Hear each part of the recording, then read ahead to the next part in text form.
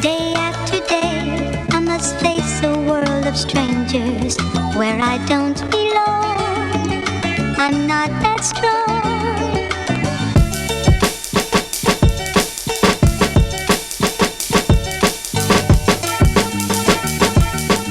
Yo, what up, everybody? It's your boy DreSays, and welcome back to the DreSays podcast.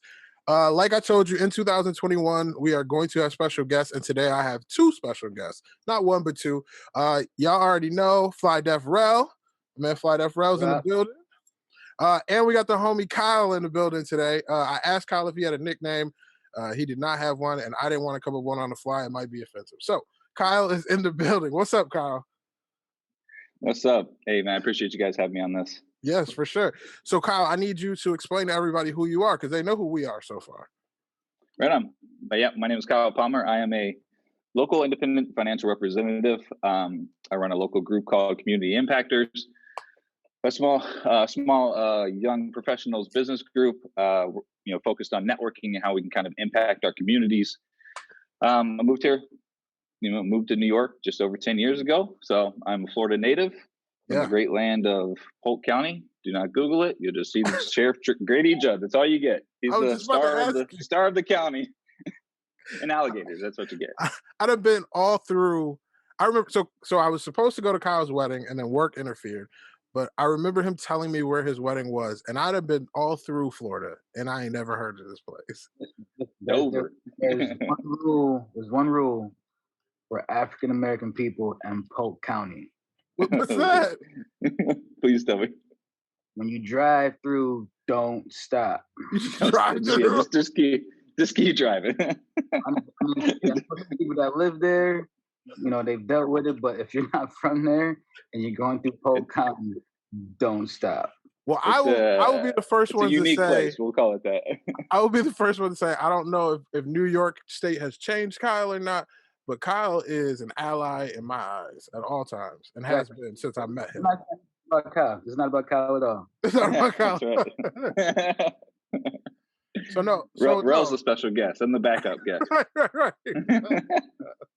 Rell's a special guest. Kyle's just here to fill in spots. No, actually, we're doing this because Kyle reached out to me and he had asked me a question that I wasn't 100% prepared to answer, to be honest with you. And I figured a lot of people like me who watch my show probably aren't prepared to answer. So I figured we would dive into it a little bit deeper. And that was on the aspect of financial literacy, right?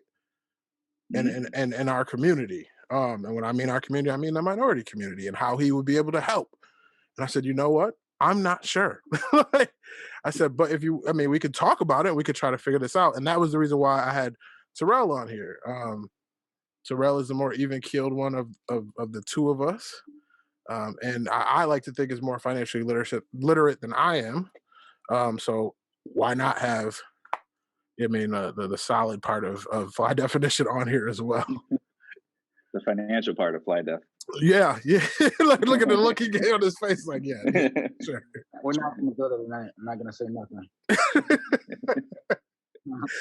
No, so what? Okay, so in a nutshell, what do you guys do, Kyle? What do you do? Yeah, so I sit down with individuals and families and teach them kind of what it looks like, how to put a financial game plan together. So we kind of start with, hey, let's start. Do you have debt? Is there something we should be thinking about with putting a plan in place to help you pay off that debt quicker, so you can get to saving quicker? Obviously, outside of the getting out of debt, it's kind of hard to save when you've got debt interest rates that are outgrowing your rates that you're receiving, from whether it be through investing or whether it be just, a lot of people just put their money in the bank because it's the safest place to put it, right? It's less risk. Right. So we just kind of teach them, go through some financial concepts and share some educational pieces to help them understand, like, how do you properly construct a financial house? Do you even know, where to start? What's the foundation from the ground up? Right. And then teach them, obviously the importance of understanding what products that you're purchasing. Does that fit your actual financial goals? Does that fit into your financial plan like it's supposed to? Right. So we just kind of go through that holistic process from beginning to end. And I know we had talked before, and you had explained to me, I know we were talking about paying down debt versus saving money and which route to go. And I had it totally backwards, I'll be honest. Like, to me, it was always yo, I owe money, let's just pay all this off, and then I'll figure out the savings part of it later. Like, I don't want anybody saying, yo, I owe them money. And I think that's a thing. I think that's a thing in our community. Like, I think, especially in African American community, we don't like people to say that we owe them nothing. Like, I've talked to my friends about, like, oh, they're like, oh, you lease your car, and I'm like, yeah, like, I'm not gonna purchase anything till I purchase a home. Like, I'll just lease my Mhm. vehicle and then give it back to them and get another one. They're like, well, no, I'm just gonna buy my car outright. I know people that go every tax season and take their tax money and just buy a new car every year because Ooh. they don't want to feel like they have a loan out. Right. Like, and And I think before I started learning more about finance and started just trying to learn about it anyway, that was where my head was. I'm like, I can't buy a new car because I can't finance it. Didn't Credit wasn't in the greatest shape. So I was like, if I go there, I mean, I think the rate I got on my car was like 13%. I was like, Crispies for a car loan. yeah, for a car loan. That's tough. Right. So That's I tough. can see how that can be, hey, I'd rather just pay in cash and not have this 13% interest rate. Right. Because it's But kind of then hard to we're get not ahead like built. But that. then we're not building at that point, right? Like, that's what I learned. Because Right. then you're not building. Like, what I've been learning over the last couple of years is that it's actually helps you to finance some things as long as you're going to make that payment on time and you're not And it's overdoing reasonable. it. Yeah, and it's reasonable, Right. and you're not overdoing it. Or, like, I would get credit cards and then just let them sit there, and I heard that's not great for it either. So, like, there's just all this stuff that I'm finally starting to learn. And it took. I mean, I'm 37 years old. It took me damn near 30 years to get to that point. Like, Yeah. I'm not too far from you, though, right? right, right.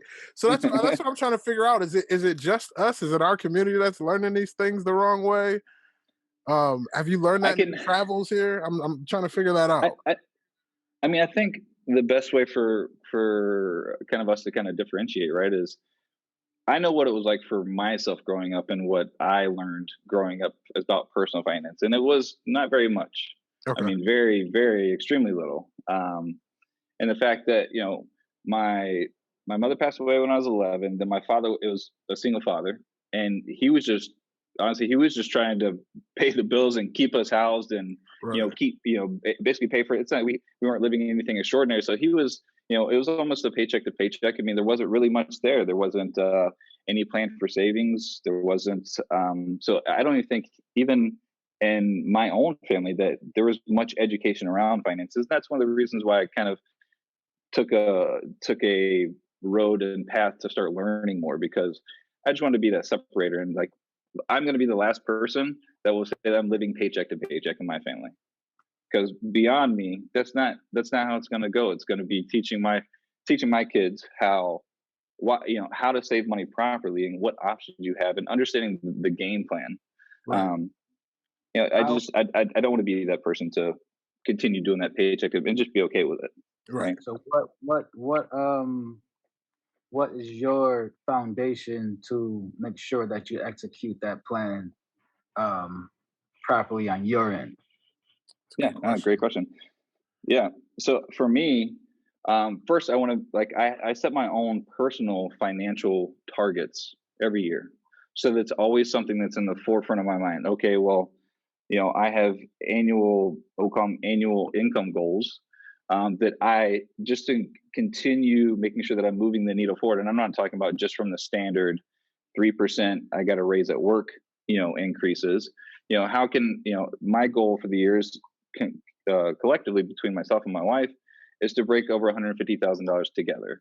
Okay. So, and I continue to make sure that we have some focus and that we're paying attention to it. It's not something we say, okay, we're gonna, that's our goal, then we never put a plan in place.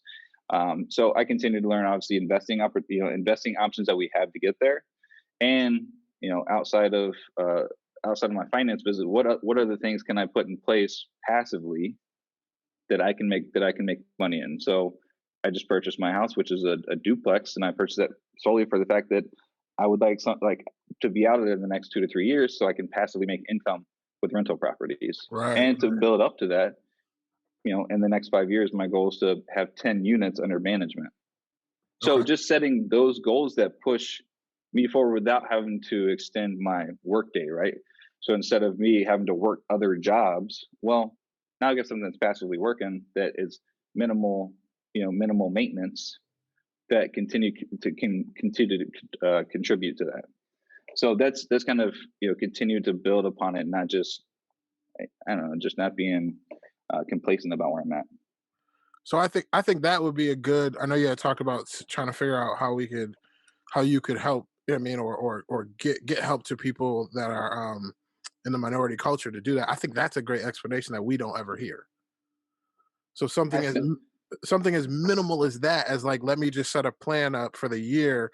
This is where I want to go, and then actually follow that plan, without killing yourself. You know what I mean? You like the things that you said in that statement that caught my eye were work period, like work time, like, so like actually ending your work day at some point, where like a lot of us are driven by no sleep. You know, we joke about it all the time. Me and Terrell joke about it all the time, like, yo, you work all day, I mean, no sleep, you can sleep when you're dead. No, no, no, that's not how that's supposed to work. And I'm starting to realize that myself.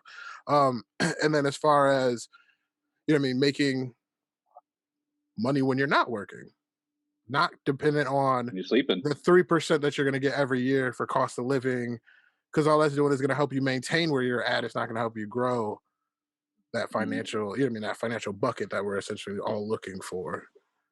Right. Yeah, Well, I think to Go ahead, bro. kind of start on the flip side from our end, as far as like, you know, somebody like myself or Dre's background. Well, first of all, you don't learn about it in school. At all. You don't learn about the stock market. You might learn about loans and things of that nature, but you never learn how to help yourself, you know, with money as a tool, how to make money using money. Right. You know what I'm saying? Use your money to make money. We were always taught to save money. Don't buy Snickers. Don't buy this. Don't do that. Don't do this. Those are the only things that we were taught in our community, as far as, you know, bad investments and, you know, the shiny stuff, the jewelry and things of that nature. So I mean, me and Dre had this conversation before. It's like we take too long in the Black community to talk about thousands. Yeah. We talk about hundreds for way too long. A couple hundred here, you know, hundreds there, and it takes us longer, it seems. I remember being in school. So I went to school in Penfield, urban suburban baby, and there were kids in elementary school talking about how many thousands they had in their bank accounts from their grandparents and parents. And that's something that, you know, as a Black community, for the most part, we can't relate to, right? At all. Like at this point in my life, I'm able to have some odd thousands of dollars sitting, you know, in the market right now that I don't need. So I think, you know, going off what he was saying, planning annually, but also building habits to, you know, make that income or whatever job you have, income you're doing, side hustle, make more money. So what I started doing was simple. Everybody knows I got a shoe addiction. So every time I looked at a pair of shoes, say for example, a pair of Yeezys, right? 250 to 400.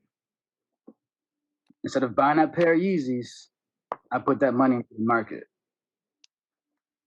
And that's how I got started. Like every time I look at a pair of Air Max 97s on Go or StockX and things of that nature, 170, 180, I forced myself not to buy it, and I started buying stocks. Right. And which So is, to us is it's, and that's the thing. I think it starts. We got to start as a culture looking at our youth and teaching them. Like I was never taught about it. We were always taught. I was never taught about that, but I was definitely taught about style. You know what I mean? I was definitely taught about how you put your presentation out to the world, how you look to the world. You know what I mean? I did a little thing, a rant about it this morning on Instagram about somebody will spend their last and be broke, so somebody else can't call them broke. You know what I'm saying? So like I mean, that's essentially what I was taught. And no, nothing against my parents, but that's what they were taught. So that's how I learned. And Terrell will tell you the first major stock I bought, bro, I was like pulling teeth to drop 1,500. I had it, but I was terrified. I was like, nah, I don't think. Cal, I had to convince him 10 times, bro, to get into Tesla before the split. I was like, you sure? You sure? You sure? He's like, yes, Dre. Yeah. I was like, I don't know. And like, I felt sick. So this is the crazy part. I was 1,500. And I know it sounds, for some people, it may sound like a lot, but 1,500 ain't really that much. 1,500 to invest into a stock that was going to make me money, that was guaranteed to make me money. And you don't rarely get that in stocks. You know what I mean? And I was hemming and hawing about it while sitting next to, literally right now, a stack of shoes that cost me more than $1,500. So like it's just crazy to think about. And now we're 6 months into it, and Tesla's more than double my money. You know what I mean? But like, I think it's for us. I think it's a thing where like we have to, especially people in our age range, we have to unlearn the shit that we were taught and move, It sounds and like then it's like to proceed forward to teach our youth the right way of doing things. right. Yeah, I mean, one, it's an instant gratification piece, right? Like you can buy shoes and feel instantly gratified, but putting something in the market and thinking 12 months in advance, like that's a patience thing. And if you can't, get your head around being patient on stuff, it's hard to think about what is my savings going to take me now, because it's becomes more of a scarcity mindset, right? Right. I might run out of it. So I'm holding the stack, So it becomes a scarcity mindset of I'll never have it again. So let me protect it and at least spend it on what I want to spend it on. And again, it's changing that mindset from right now to, um, how, like I said earlier, is like, how do I not only help my kids, but then how do I start putting something in place for my kids, so it's less work for my own kids to start thinking about. Right. So I'm changing the mindset from right now to what can I do 2 generations ahead of me, and this is something that other cultures already do. The Indian culture, the Jewish culture, like they think 2 generations ahead, and that's why majority of the wealth is held typically by them, right? Right. Right. So they're just thinking ahead, and it's if you can kind of switch that mindset to understand and that it's going to take time, and it's obviously the mindset shifting is a whole nother story, but that's majority of it, I believe. Okay. Okay. So what I mean, Just what from not for, go ahead. What were we saying? I was just saying, just from what I've kind of just observed and kind of researched. Right, right. So I know, I mean, did you have questions for us as far as like I know you were looking to figure out a way to be able to reach out to people and get people Yeah, involved, like, and I know we talked yeah, about it, and and I will say this, I've definitely dropped the ball on meeting back up with Kyle to get this going. But you wouldn't be the only one. right, but the program that he has or that we've talked about, I mean, in all honesty, I honestly think, Kyle, and we didn't talk about this before. I think it's catered around people like myself. You know what I mean? Like, because it's not like well, you need this to buy into it. You know what I'm saying? You need to do. It's Right. not. It's literally. I mean, well, you'll explain it, but I mean, I think it's a great program that I need to get my butt in gear with. But I think that will I'll just kick work. around. He can kick you. There we go. There we go. But So I think it'll actually work for minorities more than they would ever expect it to be honest with you, because it's relearning the way to do financial stuff. Like in all honesty, it teaches, like you were telling me about, like how banks make money off of your money, but yet we put money into banks and want to just let it sit there. Like that's not the way to go with it. Right.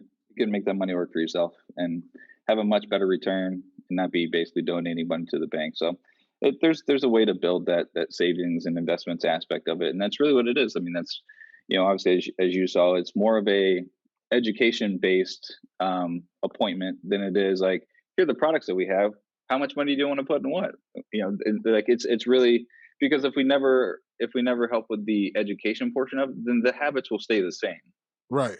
So if we never help people understand how to properly make those decisions, and obviously saying, hey, listen, I could put money in my savings account, just keep putting it in there, but not really understanding the effects that it has if we're not, investing in our 401k at work, or knowing what other alternatives there are to saving that yield higher rates of return, and kind of what impact that has on our financial goals.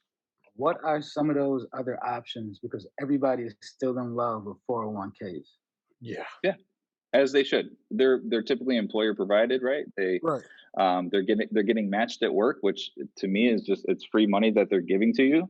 So what you definitely utilize it. It's a piece of the plan, but not the sole piece that we want to continue to put all of our eggs in. Right? It's only putting all of our eggs in that one basket and hoping we can return in 40 years when we're done working. So you've got to have other diversification that allows you to, when you're looking into individual retirement accounts, IRAs, whether it be traditional or Roth. But there's other alternatives that you can have more return on those investment options. How do you feel? How do you feel about the boom of cryptocurrency going on right now? The only crypto I've ever purchased was Dogecoin. Oh, That's you bought literally the only. Dogecoin? You bought Yeah. Dogecoin recently? So Did you buy it? I bought it. I think I bought it like 20.023 is what I bought in, and then I sold out at like 0.058 because they really just stopped moving. So I was just like, I think this is kind of it's a trend to me, I you ended up know. buying. I ended So up it's getting lucky enough to buy in at 0.011. 0.0. Okay, yeah. So And I haven't yeah, taken it out because it's the money that I put in is like it was like dumb money. Like yeah, it was money I was gonna yeah, and literally buy a pair of sneakers with. I'm not gonna lie. Like it was like yeah, and 150. it's still up, right? Right. Oh, it's still up. It's still up Um, to 5.6 or something like that. Yeah. Or yeah, 0.056. Yeah. So you yeah. okay? So you've And only speaking bought to in the like stuff, Dogecoin so far. yeah, for crypto, that's all I bought. And for investment stuff too, like when it comes like stocks and like cryptocurrency investing, that's usually kind of additional money, right? Outside of what I'm already putting into. So just as another piece of the puzzle, I just want to clarify that I got you. it's definitely a piece of the puzzle, but not some. Since this whole trend has gone down with Reddit, you can imagine how much of these like Facebook posts I'm following Oh yeah, yeah. within, just in these stock groups, and it's just like, when did everyone become a financial advisor Oh, that's like, put your overnight. money here, put your money here? Oh God, Overnight. don't go in those things. Those Overnight. things are, oh, you'll be throwing your money everywhere and you'll have 50 stocks and you're like, why am I not making any progress here? I'm like, well, you got stuff that's losing just as much as it's gaining. So Right. like, that's where you don't. So a lot of people are just like refinancing their house, like just crazy stuff. And then people crying like, oh, I put all my money in this. Like, you can't. You've got to have a proper foundation before you can start getting into stuff like that. Right. Right. Like you've got to have your other, your foundation for your savings and your retirement accounts and all that long term stuff kind of already placed. And like, this is just, to So me, it's just like fun money more or less, right? That yeah, additional exactly. Like I call it throwaway money. Yeah. expendable income, right? Right. So what I If I lose so it, right. So what I was asking before was like instead of 401ks, what are other options for people like instead of like investing all their money into a 401k? I know once they come to you, they'll learn more about it, but like what are some right? major things besides the 401k that you could say that people should, I mean, at some point look into or either like just try to read on? Because some people don't even know Yeah, what to look up on Google to figure this stuff out, you know? sure. Yeah, I think it's learning what each of the products are. Okay. First off, this is not financial advice.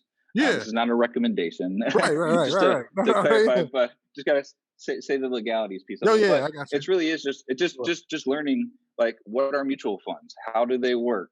What are just really just diving into what I think is a great resource is Investopedia. Is a website that you can go and learn everything finance. No idea that Um, existed, by the way. Okay. yep, yeah, You never heard of it, Investopedia. That's Ro? Okay. All yeah, right, and cool. then and another great site is NerdWallet. Those are two sites I've heard of I've visited NerdWallet. frequently.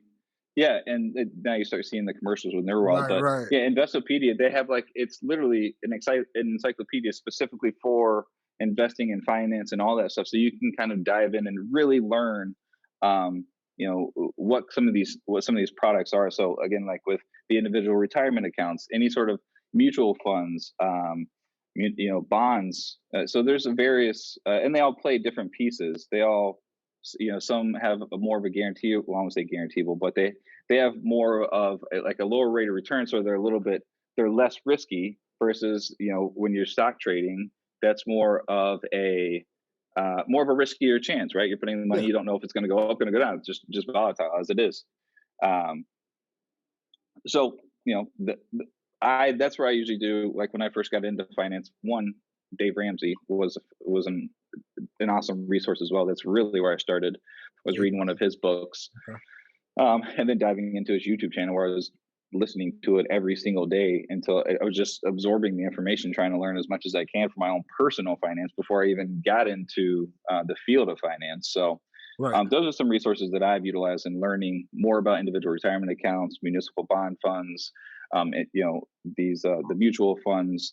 So, like I said, those are some different alternatives than obviously than riskier stock and crypto trading. Right, right. Okay.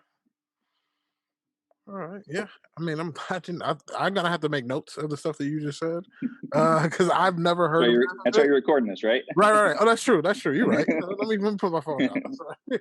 So, I thought about taking notes as well. I'm like, what am I talking about? This is gonna be right, it's gonna be it's gonna be recorded. posted later. I It's can look at broadcasted this out as to the much as I want world. to. Right. That's right. So have you? Now I got a question for you because you're married, right? Correct. Have I am you married. found? Right. I'm glad you said that. I'm glad you agreed. Okay. No. So have you found it more difficult as a married couple to get some financial stability, or was it easier because there's two of you? So I'm asking this because y'all haven't seen it yet, but the next episode that's gonna come out, I was asked the question, have I finally gotten to the point in my life where I feel like I should settle down with someone? And I said the benefits of it for me right now would mainly be stability. To be honest with you, I feel like that would have somebody that would keep me in check, and also provide and help provide for the household, so I ain't got to do it all by myself. But Yeah. has it been easier as a married couple, or is it more difficult? It's actually funny that you asked me this question because I was just talking to Amanda the other day about this. Yeah. And kind of, we kind of set the precedent up front as far as how we're going to manage our finances, even as boyfriend and girlfriend. I mean, it was to the point where we knew we were going to go long term with this. So Gotcha. it was just a discussion of how do we manage our finances together. So that way you're not like, because that's actually one of the topics I intend on talking about later as well, is like, how do you manage finances with a spouse or with a significant other? Right. So which is, I feel, is an important conversation. How do you have that conversation? For us, it's very open, and I want to make sure that it continues to stay open as a conversation. And so we're openly communicative just in general, but especially about our finances, because it really does affect both of us. But we've always managed our finances differently and just split we still to this day separate our bills. So she takes care of half the bills, I take care of the other half the bills, and we have our own separate accounts. Okay. That's just how we do it. Obviously different people, but at the same time, she knows that she's always open to have an account separately that I can put money into, so she never has to worry if she gets into a predicament. Right. Happily throwing money in there for her to be able to feel a little bit more secure in the event that she has to actually use it. Right. But I mean, that's how we've kind of managed it. Is we separated up front, just kind of took like, hey, listen, these bills are each of our responsibility. You pay that, I pay this, and we've just always kept it separate. But she always does know that she has the security, if anything else, if she needs anything from me. So it's been kind of easy because we kind of set that precedent prior to even getting married. Right. I was already trying to have that conversation, because when we started dating, you do not want to see my credit score, Bro. I mean, not good. my parents been together 30 years, and that's how I was with them. Like my mom had good credit, my dad didn't at the time, and they've been together 30 years, and they still do everything down the middle. Like it's 50-50 split. Yeah. They don't have joint accounts. They have one joint account, and that's the one that I got to take care of when they're out of town for a long time. It ain't no money in it though. They're smart. They just put the bill money in there when it's due. They don't leave no big money in there. Make sure to pay the bills, lights still on. Right. That's it. Just make sure the lights are on while we're gone. Yeah, that's about it. No, but so I was just wondering that because and for me it's and I feel like it might be the same in the minority community, especially for men. We don't like to be what I like to call pocket checked. Like it's tough for us. What do you say? It's not true? That's just me. Got a pet peeve with that shit. I do got a pet peeve with it. I don't know why. I don't like people asking me about my money. You don't want to show anybody any numbers. That's you don't need to see these numbers. You ain't ready for this. Is that the conversation you're having over there? And I think that's my major thing. Like that's all. Like even when I was talking to my buddy about it before, like I was like, yo, it would be nice to have somebody to help me out. But in the same token, I don't really want to have to tell her what I make or what I spend or none of that shit. Like, so it's just me then, right? But yeah, 100%. Okay, all right. Terrell's witnessed me being like altercations over this, like over like paying the bill at a restaurant.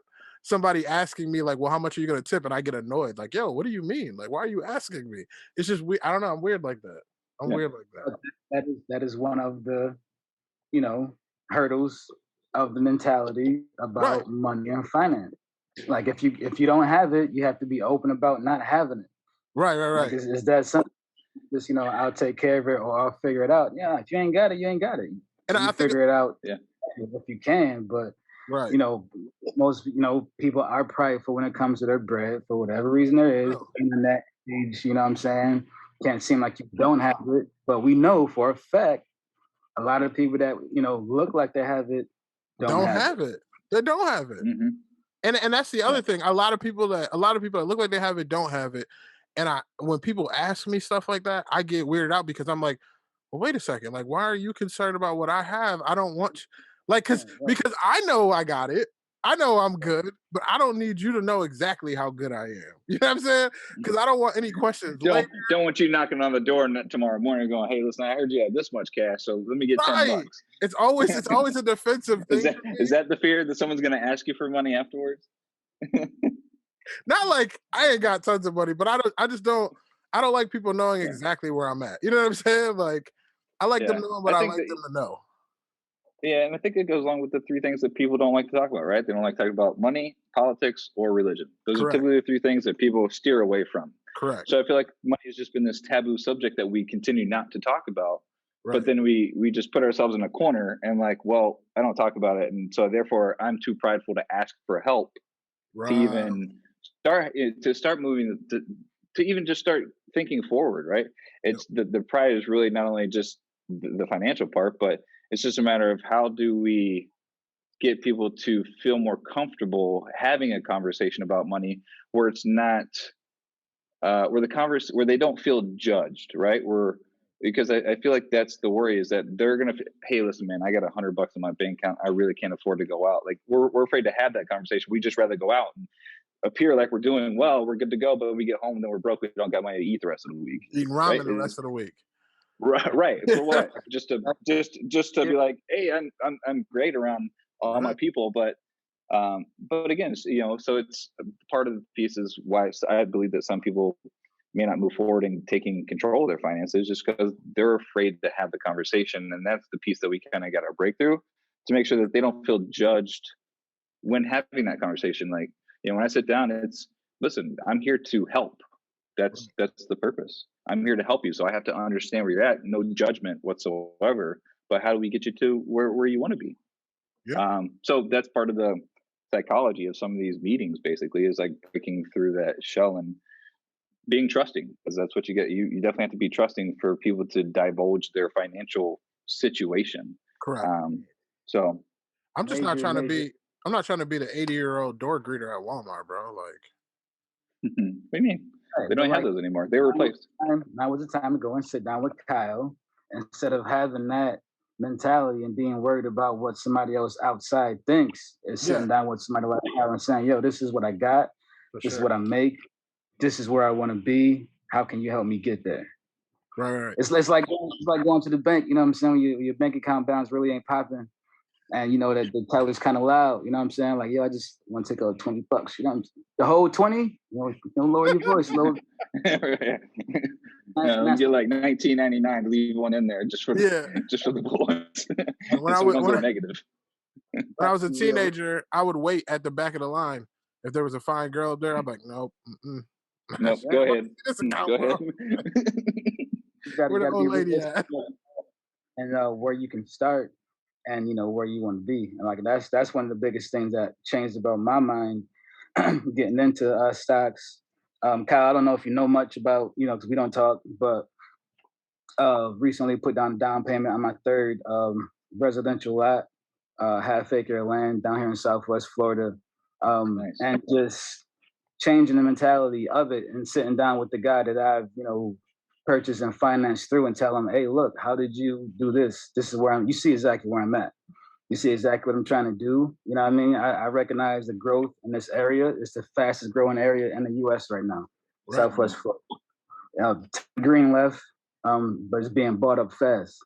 So like, what is it that, I can do now to figure out how to, flip this around or trade and pay up to a duplex lot, do a owner occupied situation, then move out of it, yada yada yada. And really, again, it goes back to the conversation we just had about being honest about what you can do. So could I buy the $7,000 lot outright at the time? No, I couldn't. But I found a program is where I can finance it on 20% down, no credit check, automatic debit, no penalty for early payoff. You know what I mean? Like there's so many programs out there that people won't look for because we got to cash out every time. You know what I'm saying? Instead of just staying liquid, paying it like a bill. Yep. And when you get a chunk, you pay it off. You know what I mean? And you move on to the next one, or you roll that funds that you sell into something else, to something bigger, and continue to climb up the ladder. So I think, thinking it out now, another one of the biggest steps for us as a culture is not always having to drop a bag on something. You know what I mean? Like, you're starting, you're gonna figure it out, you're gonna roll it into something, you're gonna cash out on that, you're gonna figure this out, and just taking it step by step. We've seen so much overnight celebrity and cash happen on the internet now, entertainment and GameStop and all that good shit, and people thinks it's always gonna happen like that. And I can tell you straight up, like, it's not. Mm-mm.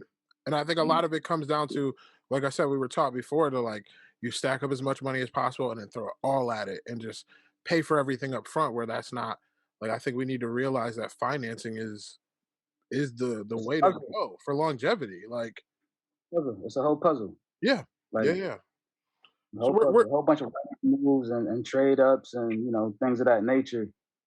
So I think that's another one of those big things that if in your program you're trying to incorporate, is to let people know that there are, weekly goals, there are monthly goals, there are annual, you know, every 5 years, every 10 years, these are mile markers that you probably want to hit if this is what you want to do with your finance, and not just, okay, by the end of the year, we're going to make 50 M's, it's over.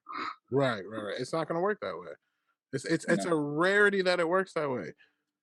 You either gotta Yeah. be I mean, a rapper or a yeah. football star, you know what I mean, a athlete I- for it to happen overnight. So and you we almost see that. got to be. You almost have a better chance of being struck by lightning. Yeah. So where Compared so where do to they how many start? people go. Where do they start, Kyle? So what okay, so I know they need to contact you. Where would you suggest them to start with all of this? Like Yeah, I mean, what first do they off, need to get together before they contact you, or where do they contact you? yeah, you can contact me. One, you can find me on Facebook or Instagram. I'll put all the Kyle links on the Jackson. bottom too. Yeah, I'll send you those links, and then I'll give you my contact email address as well. But just simply, typically when I meet with people for the first time, it's just a simple conversation, just to kind of have a conversation about where they're at, where what are their goals, how serious are they? Because I feel like the one piece I come across with a lot of clients that I deal with is the discipline. So how much discipline do they have if they really want these goals? Are they disciplined enough to stay focused and stay on track? So I think those are, I said Facebook, Instagram right now. Then obviously I'll send my email address over as well, so you can send me, they can send me an email address as well. We can connect through Zoom or however it may be, wherever they're at. Oh yeah. Those are, but I think as far as starting is just one, ask yourself, are you serious about your goals? Are you serious about being financially independent? And do you want to learn more about how you can pass on generational wealth? So you're not just thinking for the now, but you're thinking for your future generations that you are, that you'll be leaving behind, and get them started a foot ahead, right? Right. And then just one by one, teaching them the same concepts that I'm sharing. You can teach that same stuff to your own kids, and help them understand how to understand finance. So it doesn't end with you, but it starts with you. Not just a hashtag, man. Yeah. Everybody talking about trucking businesses. There are so many different avenues to get to where you want to be, and there's so many different ways to grow your cash and roll into something else. Like, I follow a lot of stuff on Instagram. There's some great information out there, but there's way too much information. We all know that. Right. So this is good to talk to someone on your level, because we're always looking at people that are way far above and beyond, where we are for the most part. You know what I mean? Not for everybody, but you're looking at somebody who's got cash, plenty of cash to play with. Right. And it's just good to speak to someone on your level, realistically about where you are and how you can grow. Because I mean, just this year as a novice on in the market, I think I made $4,000, Right. and I have absolutely no professional training. I have no advisor. Like, I read up. If I feel good about something, I'll do it. And that's just what's got me to this point. Now, for me, and this is a question I'll ask you, like, and I'll be super transparent. I have that land. I don't know if I want to build on it. I don't know if I want to sell it. I have about 8 grand in the stock market, and I'm looking to kind of take my stock market, investment long term to the next level. Going into this year, what do you think would be, stock market wise specifically, great investments? Who are you looking at? ETFs, companies? I know Mark Cuban was talking about, AI and things of that nature. What do you think is really going to grow, 10, 20% in this 12-month time? Yeah. For me, when I look at as far as investments in the stock market and whatnot, I think of obviously the current administration and where they're kind of focusing around as far as the current presidential administration. Obviously we're kind of back to that Democratic Party running the House, and a lot of the focus obviously is going to be on renewable energies.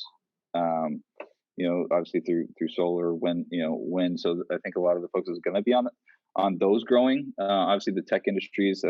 There's a lot of tech growth right now.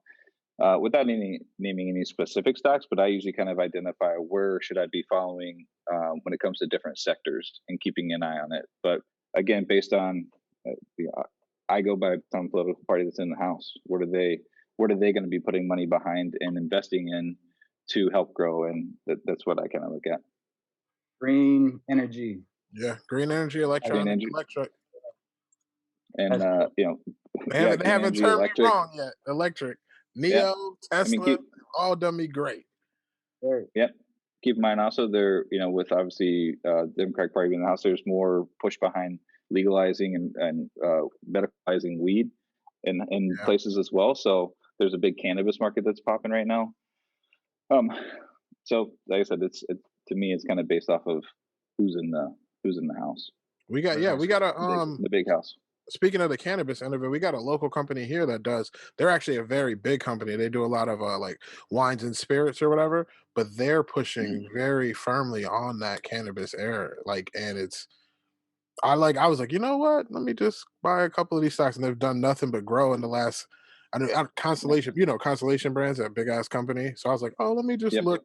I read a couple of things, and I was like, let me poke away at that. And that, I think you're right. That renewable energy is going to be the move for 2021, and I mean even 2020 for the next 4 years, while we have the Democratic Party in office right now. Yeah, and you also thing to keep in mind too is when you look at at what kind of stopped at the beginning of the pandemic and what will come back out on the other side, because some things that won't stop is going to be travel, right? But travel was hit hard by the pandemic because everyone just stopped traveling, and there's still minimal travel. It's minimal travel happening. So it's still, think about those businesses that stopped because of the pandemic that are they're going to have to restart, right? Right. So something that could come back. Yeah, airlines are definitely going to have to restart. Hotels, rental cars, that nature. Airbnb has been consistently climbing up since the IPO dropped. Bro, when that IPO people dropped, love to travel. I was so upset when that IPO dropped. I did not expect it to be that high, but it's double. It's more than double now. Yeah. Oh yeah. I know it's still in there. That money's still there. I'm not touching it. I've learned that. I've learned not to put it in there and don't touch it. You got to think with Airbnb really only being the people place to they were referred or would like to travel to, because you don't have to go into a hotel full of a bunch of other rooms where people are, right? So you go on Airbnb because it's just you, it's just you and your family. So that's kind of the where they prefer to be staying at this point. That's a great point that Dre was just making, is that he wasn't touching it, and minority communities, there isn't many a time where you have money piled up that you can't touch, or that you won't touch, or that you'll leave there, looking at it and just have it sit there for a rainy day or 2 days, because sometimes those rainy days are every other day. So coming up, with that scarcity mindset, we have to realize that there is always enough, for us to go and get. Yeah. So we always think about what we need, as far as, someone like Kyle, who's now thinking about generations ahead, he's thinking about what he wants. Right. Where we always tend to think of what we need at this moment in time. You Right. know? So if we can position ourselves to be able to think about the things that we want instead of just saying, all right, I only have enough for what I need. Right. You know what I mean? Like it's really a huge step too. And that's again comes from your habits. You know, what kind of position or education or life skills are you teaching yourself? You know what I mean, to attain this, because that's really what it comes down to. Nobody's gonna give you anything. Yeah, let me ask you this, Dre. Yeah. You have a phone bill, right? Yeah. Yeah. I have a phone bill. Yeah. You have the bill for rent, Yeah. right? You pay those, Yep. right? You got to pay the Dre bill. So that's the difference. When you pay the Dre bill, that's future Dre bill. Right. So you paying that, you pretend that money's already gone. Dre Like, ain't you been don't even look paid. at it again. Dre ain't been paid by Dre in years. Let's I'm gonna Yeah, be right. real with you. Yeah, future Dre needs to be paid by current Dre a little bit more Right. often. Yeah, That's what right. happens. Right. That way you like this is my fun money for the week, and this is it. I don't even all this is already written off. And that's the This is already thing. written off to the bills. That's the thing. I'll put money towards the fun part for Dre, and then I forget about paying future Dre for investments and longevity. I think that's the key. That's a very good point to make because I've literally watched people like some of my employees will be like, all right, I gotta pay this, I gotta pay this. I'll watch them write it out at work. And then I'm like, all right, and then this will be my spending money for the week. And nowhere on there is this is my savings money, this is my stock market money, this is my IRA money. Like none of that. None of that. And so yeah, that is a thing that we need to start teaching to people more. Like you gotta pay Classic, yourself.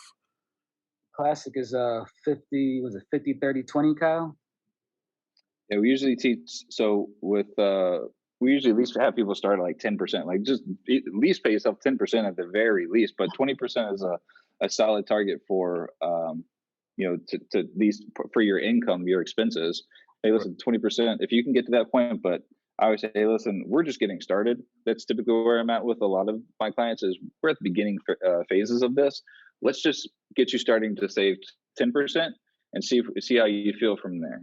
And Right. then obviously the goal, trying to increase that to 15 and 20%. I mean, because like once you understand the power of compounding interest, mind blowing, Bro, I'm telling you, mind blowing information. y'all need to get a hold of Kyle. He went through even the fact of the way that he showed me how to build your financial house is literally upside down from the way that I do it. Like the way that I Let, was. let him explain compound interest. Like Okay, do a quick like gloss over of compound interest for people. this will Yeah, be interesting. compound interest. If you so we teach a concept called the rule of 72, which really is just a visual of how compound interest works.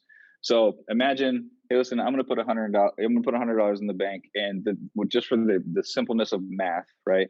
Let's say, okay, you're going to earn a 1% interest rate. So I put $100 in there, I never touch it. Next month, I have $101.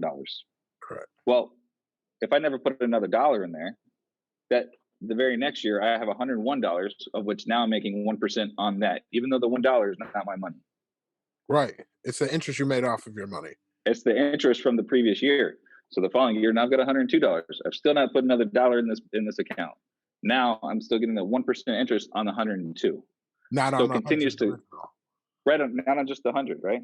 Yeah. And you got to keep in mind that compounding interest can either work for us or it can work against us. So think of that same theory when you take out a credit card.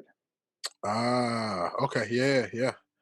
So on the Yeah. backside, they're using credit card companies typically will use that theory against you because we're all uninformed. We don't know how that works, right? Yeah. So when we're more informed, we can understand why we don't need credit cards or why we need to get away from relying on cards as a emergency fund. It's not an emergency fund, and putting that proper foundation in place. So in the event of an emergency that we're not resorting to our credit cards or having to go get a loan to pay for something that we've already planned for this moment, because it's not if it's going to happen, it's when it's going to happen. Gotcha. So properly preparing for that moment. So, but yeah, I mean, compounding interest is huge when you can understand that when it works for you and it works against you. Right. I think the biggest word that we haven't talked about yet is sacrifice. What's that? I don't know what that is. It's a strong word. What's that? What's this word? What's this word you speak of? Sacrifice now. I'm only Yeah. laughing because I am literally the definition of someone who hates to sacrifice. I hate hmm giving away my comfortable feeling in life. So that's why I'm laughing right now. But no, go ahead, man. Go ahead. You have not touched on, delayed gratification and, not always having the newest and latest and greatest and freshest and shiniest, which is, a huge deterrent to, you know, this newfound favorite term of everybody else on the internet of generational wealth that are still living off the same habits. Um, I mean, personally, like I haven't bought a new car in, Yeah. bro, I like know. I've Well, when did the you get gold around the RSX? the gold around my neck is worth more than the car I drive now. Yeah. The shoes I have in my closet are worth more than what I'm living right now because I don't, what I'm Right. saying? My priorities have changed. So when you see me, I don't care if I don't look like what you think I'm supposed to look like.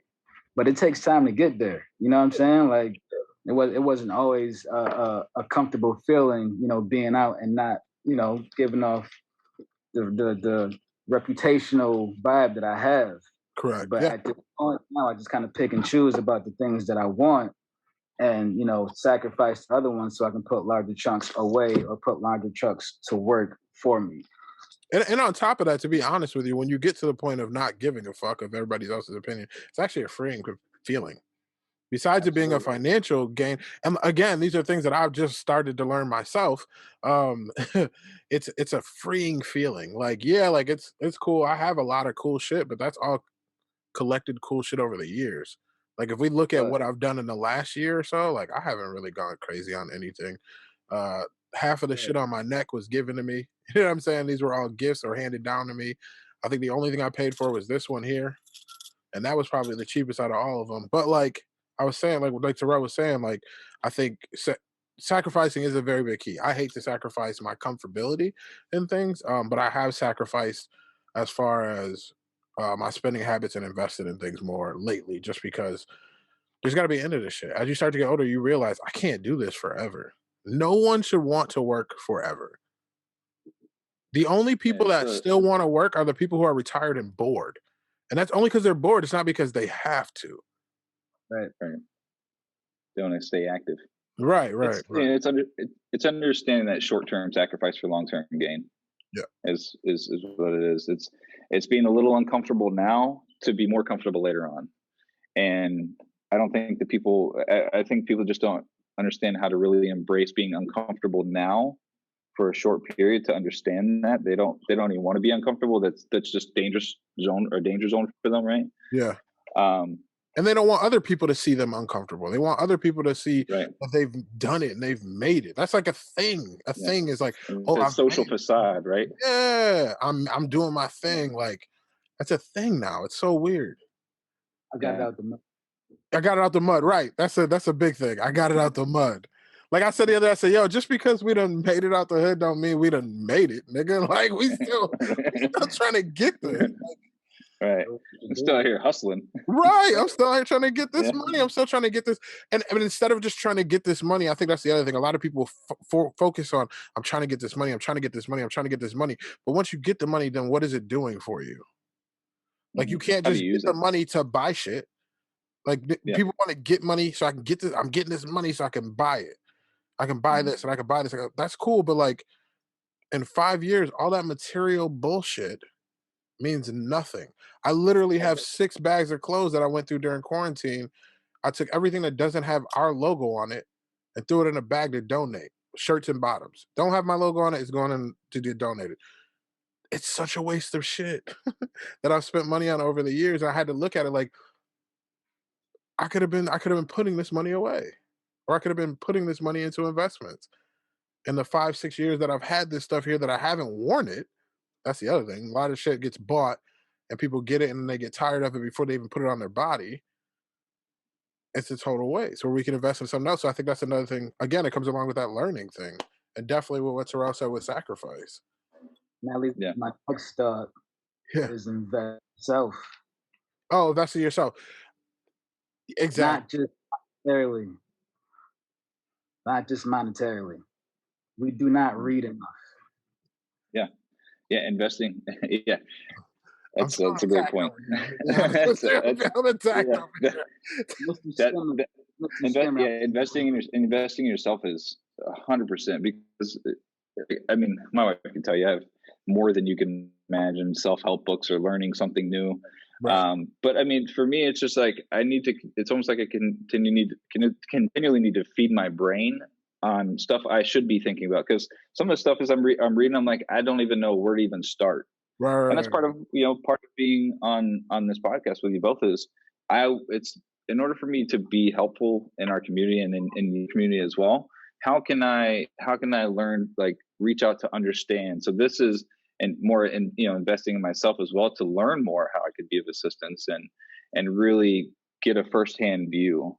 And that's how I wanted to come into this, and obviously I appreciate the conversation. No, and the first step was literally contacting someone, knowing that, hey, I don't know how to get into this yet. Like, I don't know how I can get involved, or how I can be helpful. Go ahead, Terrell. What was you about to say? I'm gonna become an official client of Kyle's. I like it. So I'll be there, Kyle. I like it. But so by default, Dre becomes right. But I'm saying, like, we can share the experience. Right. So then that way we can come back and explain to people how it's going. Because I'll keep it real with you, Kyle, and people are probably not going to agree with me on this, but I'm gonna be real with you. To have someone that looks like them, who has been through it, and can be like, hey, I vouch for this, it's a big thing in our community. When it's coming down to, like, I told somebody the other day, they were like, "Oh, are you going to get the COVID vaccine?" Because I'm a diabetic, and I said, "Yeah. As soon as I see some more people that look like me with it and tell me how it went, then I'll do it." Like, there's been so much betrayal towards our community over the years. You know what I'm saying? That it's hard, even though I know that you're an ally. We know you literally had to get it out the mud yourself, coming from Dover, Florida. You know what I'm saying? Like, right. but people don't know that, and they just take the exterior. You know what I mean? So again, if you get people like me that are like, I don't like people checking my pockets, you know what I'm saying? Or people that are just not trustworthy, it's sometimes easier. So I think having people like me and Terrell that'll go through the program and then being able to come back and be like, yep, this is the way it works. Like, yeah. Say 3 to 6 months, we come back and we reconvene, you know what I mean? And that's a good idea. Update on this and share, failures and successes and, all that. I think it'd be real dope to do. I think so too. Yeah, I mean, shit, let's do June. June is a good market. I mean, you know me, I'm ready right now. Nigga. No, I mean, like, to come back. I mean, to come back. To come back and talk about it. Yeah, but I think that'd be great. Well, should we get out of here, Kyle? Do you have any other questions for us? Even unrelated? No, I mean, any other questions? No, I mean, I just want to say thank you both for having this conversation. For allowing me to have this conversation with you both, because it really was a learning experience for myself. Because I've always felt with as one with you, Dre. I mean, it's always been a great relationship since we met each other. We've always been real cool, and I want to make sure that if there's a way that I can help you or your family or anyone, I want to make sure that I'm reaching that hand out and then that I'm here. No, I totally appreciate that. Literally, I do. Terrell, how about you, man? You got any last questions or last remarks? Nah, man. Always good to be here every once in a while. I'm camera time too much, but right.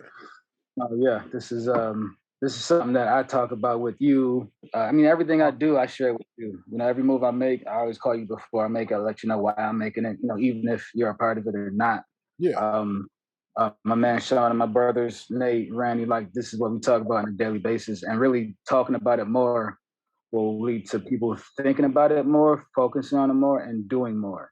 Like, sometimes just turn the music off, turn Instagram off, turn Facebook off, turn all that shit off, and really focus on your life and what you're gonna have to do to win in this game that we're set up to lose in. Like, straight up. Literally. I mean, and I'll end it with this, man. We got to take that chip off our shoulders sometimes.